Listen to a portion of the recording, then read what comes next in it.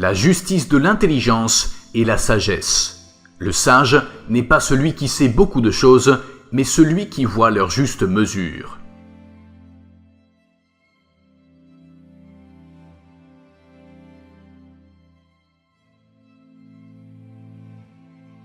Lorsque les pères s'habituent à laisser faire les enfants, lorsque les fils ne tiennent plus compte de leurs paroles, lorsque les maîtres tremblent devant leurs élèves et préfèrent les flatter, lorsque finalement les jeunes méprisent les lois parce qu'ils ne reconnaissent plus au-dessus d'eux l'autorité de rien ni de personne, alors c'est là, en toute beauté et en toute jeunesse, le début de la tyrannie.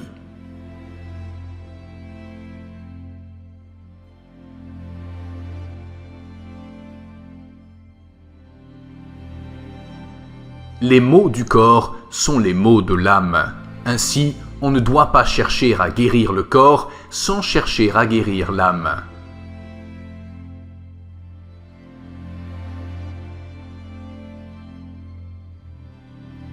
La musique donne une âme à nos cœurs et des ailes à la pensée.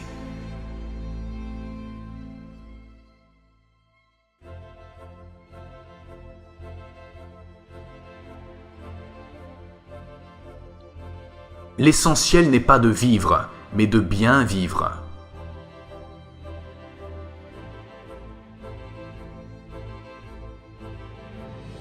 Fais preuve de gentillesse envers tous ceux que tu rencontres. Leur combat est peut-être plus dur que le tien.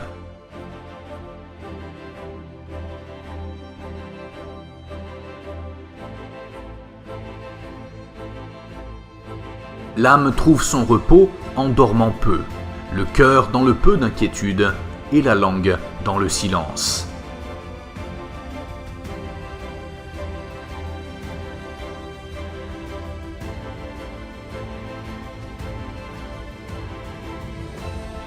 Le plus grand mal, à part l'injustice, serait que l'auteur de l'injustice ne paie pas la peine de sa faute.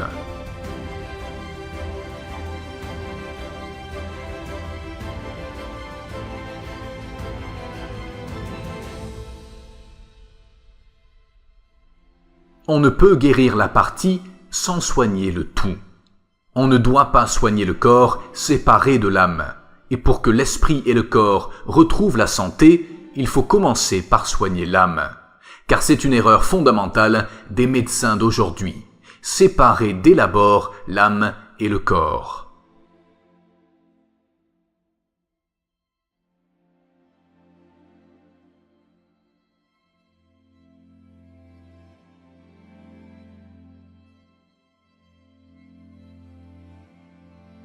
La démocratie est la dictature de l'ignorance.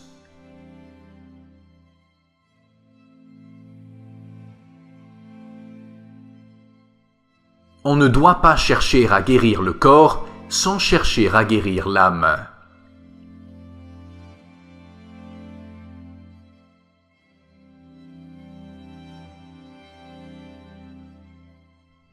L'homme libre ne doit rien apprendre en esclave.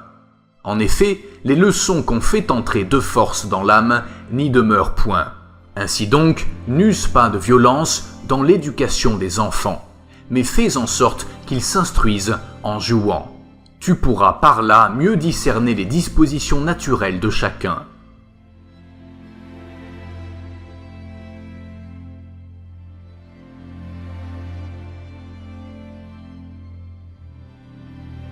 Mourir n'est pas mourir, mes amis, c'est changer. La vie est le combat, ma mort est la victoire. Et cet heureux trépas des faibles redoutés n'est qu'un enfantement à l'immortalité.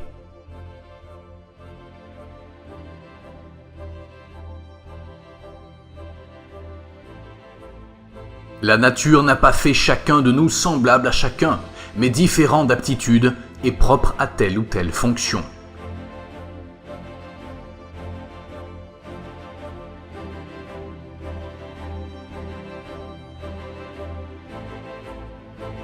On trouve un héros parmi 100 hommes, un sage parmi 1000 hommes, mais vous ne trouverez pas d'homme accompli, même parmi une centaine de milliers d'hommes.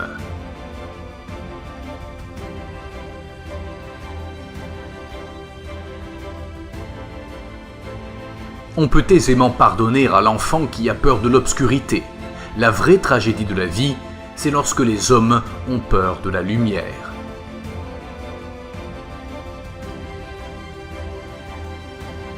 L'amour est aveugle.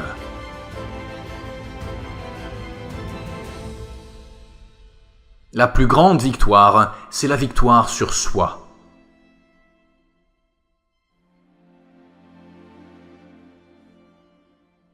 Le sage parle parce qu'il a quelque chose à dire, le fou parce qu'il a à dire quelque chose.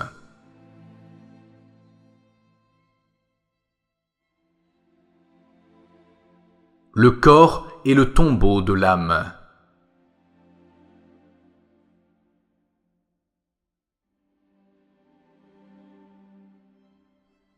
Ceux qui sont en mesure de voir au-delà des ombres et des mensonges de leur culture ne seront jamais compris et encore moins crus par les masses.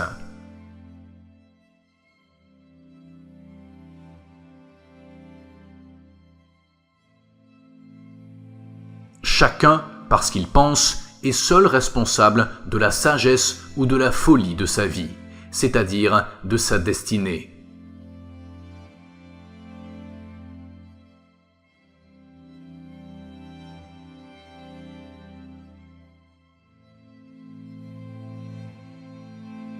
La victoire sur soi est la plus grande des victoires.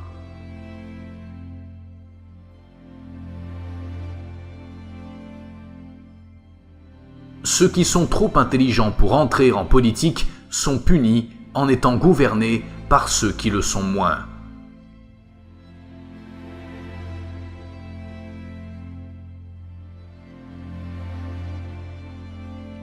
Garde-toi de donner par force aux enfants l'aliment des études, mais que ce soit en le mêlant à leur jeu, afin d'être encore plus capable d'apercevoir quelles sont les inclinations naturelles de chacun.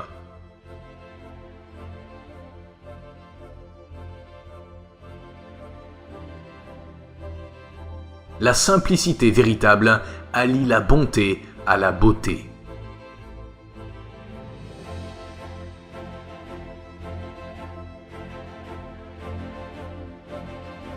Touché par l'amour, tout homme devient poète.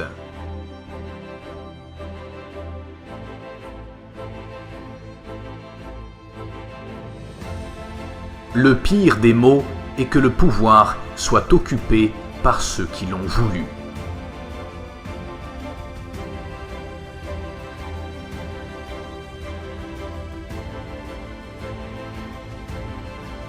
N'use pas de violence dans l'éducation des enfants, mais fais en sorte qu'ils s'instruisent en jouant.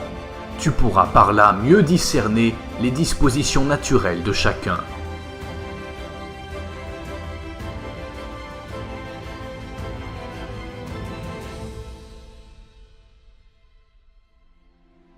Donnez-moi la musique d'une nation, et je ne me soucie guère de ceux qui font ses lois. Je vais contrôler sa population.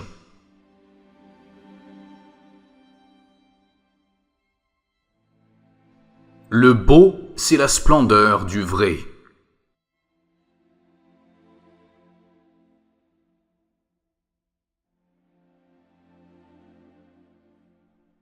La vie qui a en partage la tempérance, le courage, la sagesse ou la santé est plus agréable que celle où se trouve l'intempérance, la lâcheté, la folie ou la maladie.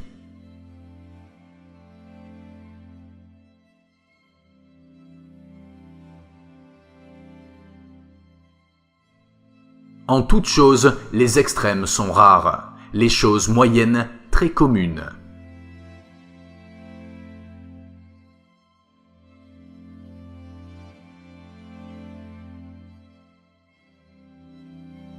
Ce n'est pas parce qu'on craint de la commettre, mais c'est parce qu'on craint de la subir que l'on blâme l'injustice.